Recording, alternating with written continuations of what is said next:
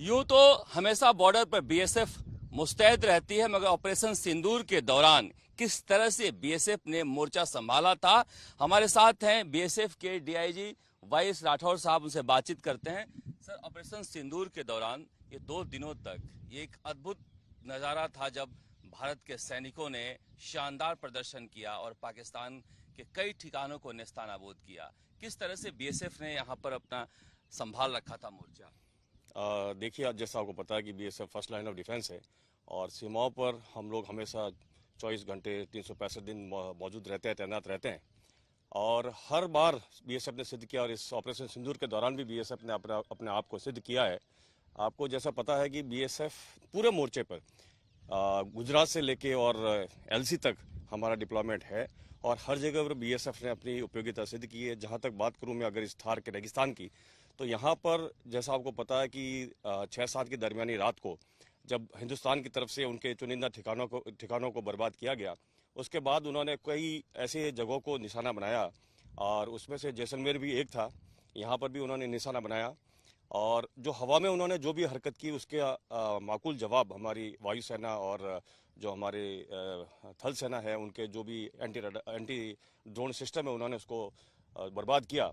लेकिन साथ साथ में ग्राउंड पे, क्योंकि जैसा हमें पता था और हमारे पास इनपुट लगातार आ रहे थे कि सीमा पार वो अपनी पूरा संगठित कर रहा है, उनके आर्टिलरी, उनके आर्मर्ड, उनके मुजाहिद, रेगुलर्स, रेंजर्स सभी आगे आ चुके हैं। तो उसके लिए हम पूरी तरह से तैयार थे और जब भी उन्होंने हरकत की हमारे जवानों ने उनके ड्रोन को साइट किया, उन ड्रोन को गिराया भी है। और जहां तक ग्राउंड फोर्सेस की बात है, हम लोग पूरी तरह से तैयार थे उसे किसी भी हमले के जवाब के लिए। आप लोग भी वहां पर ड्रोन को देखकर मार गिराए थे, बीएसएफ के भी ठिकानों को उन्होंने निशाना बनाया था। हाँ बिल्कुल, देखिए उनका निशाना तो पूरा इलाका ही था और उसमें हमारे जो चौकिया है वो तो ठीक उनके सामने है। तो वो तो उसकी हरकत हमेशा रहती है कि किस प्रकार से हमें वो नुकसान पहुंचाए। लेकिन हमारी निगाहें, हमारी निगाहें उनके ऊपर थी, हौसले बुलंद थे और हमने कोई भी इस प्रकार की कमी नहीं छोड़ी जहां पर उसको कोई सफलता मिल सके। और अगर वो कुछ भी इस प्रकार से करता तो जिस प्रकार से जम्मू और कश्मीर के इलाके में उसको बीएसएफ ने उनके कई ठिकानों को बर्बाद किया है, यहाँ पर भी हम तैयार बैठे थे। आप लोगों को लगा जब हमारी सेना ने रहमयार खान, जो बिल्कुल लोंगेवाला के सामने है, उसको बर्बाद किया उनके पोस्ट को, तो और जिम्मेदारी बढ़ गई थी आप लोगों की? बिल्कुल, जैसा मैंने बताया कि हमारे पास तो इनपुट पहले से आ रहे थे कि वो लोग अपने आप को संगठित कर रहे हैं और कभी भी कुछ भी हमला कर सकते हैं। और क्योंकि हम तो फर्स्ट रेस्पॉन्डर है, पहली गोली हम झेलते हैं, तो उसके लिए हम पूरी तरह से तैयार थे और हमारे जवान हर उस क्षण के लिए तैयार थे, अपने आप को बचा के किस प्रकार से काउंटर पार्ट के ऊपर ज्यादा से ज्यादा नुकसान पहुंचा सके उसके लिए। और उसके लिए कोई भी कमी नहीं थी और हौसले हमारे बुलंद थे। कहा जाता है कि रहमयार खान के हमले के बाद उधर भगदड़ी मच गई थी, भागने भी लगे थे सब। देखिए, ये जो चीजें होती है, क्योंकि उनके पास में हौसला नहीं है, उनके पास में चाहे कितनी तकनीक है, चाहे उनके पीछे सपोर्ट क्या है, लेकिन जहां तक हौसले की बात करें वो हौसला है। और पूरी दुनिया ने देखा है कि किस प्रकार से भारत ने उनके चुनिंदा ठिकानों को और खास करके हमारे अगेंस्ट के जो ठिकाने हैं वहां पर भी उनको नष्ट किया, उनके जो आतंकवादी अड्डे हैं उनको नष्ट किया और बड़ा रिस्ट्रेंट दिखाया भारत ने। लेकिन उन्होंने जब जवाबी कार्रवाई में हमारे जो सैनिक अड्डे हैं, इवन हमारे जो सिटीज हैं, उनको उन्होंने निशाना बनाया, जिसमें जैसलमेर भी शामिल था और उसको पूरा जवाब मिला।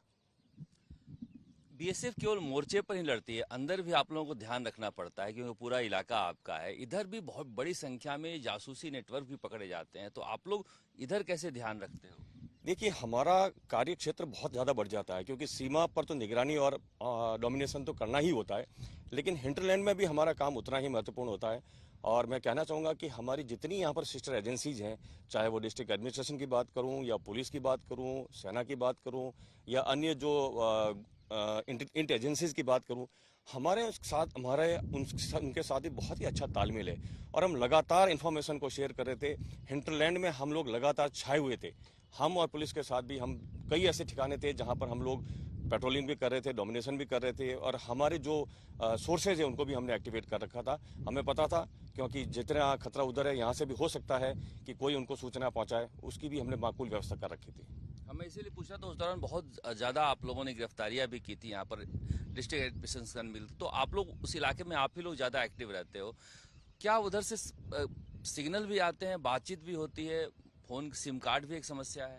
हाँ, ये समस्या है, बहुत ज़्यादा तो नहीं कहूँगा, लेकिन कुछ ऐसे क्षेत्र हैं जहाँ पर उनके सिग्नल आते हैं और ऐसे लोग हमारी निगाह में भी रहते हैं, पुलिस की निगाह में भी रहते हैं और हमेशा हमारी जो एजेंसीज है उनके ऊपर निगाह रखने के बाद में जब भी जरूरत पड़ती है तो अपनी कार्रवाई करती है। बहुत से कॉल भी आते हैं जो आपके एक्सचेंज में भी आते हैं, बीएसएफ से कई जवान के जो फोन भी आते हैं। हाँ, ये जो है इस दौरान में खास करके देखने में आया, पहले भी ऐसे आते रहे हैं कि जब वो अपने आप को कोई सिविल ऑफिसर बता के, आर्मी ऑफिसर बता के, कोई और बीएसएफ का ऑफिसर बता के और कुछ सूचनाएं प्राप्त करने की कोशिश की है और इसमें हमारे जो कई कुछ कार्मिक हैं उनके परिवारजनों के पास भी फोन आने की भी खबर मिली है। लेकिन मैं जैसा बता रहा हूँ कि ये हम निरंतर प्रक्रिया है कि हम उनको एजुकेट करते रहते हैं कि इस प्रकार के किसी भी कॉल को वो अटेंड नहीं करें और अटेंड भी कर भी दिया तो उसको तुरंत काट दें। तो ऐसी कोई हमारी सूचना हमारे जानकारी में नहीं है जहां पर किसी ने इस प्रकार की कोई उनको जानकारी दी हो।